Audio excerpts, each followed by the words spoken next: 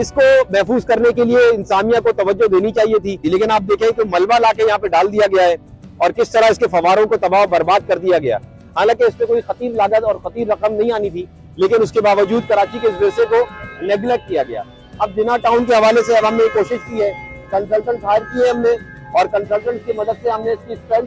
इसकी हाइट, इसकी विड्थ, इसका सरकमफर, इसका ऑर्बिट, सारी चीजें हमने कैलकुलेट की और कैलकुलेट करने के बाद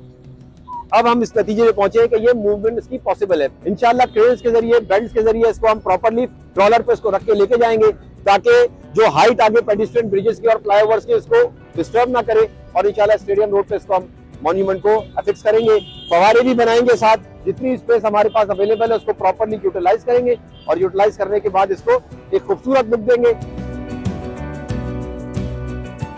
तो ये पब्लिक के लिए ओपन होगा और यहाँ पे हम फ्री वाईफाई की सहूलत भी देंगे पब्लिक के लिए, तो पब्लिक यहाँ बैठ के अपने असाइनमेंट भी कर सके, अपने काम भी कर सके और साफ सुथरा सिक्योर्ड एनवायरनमेंट देंगे। गार्ड्स की डिप्लॉयमेंट होगी 24/7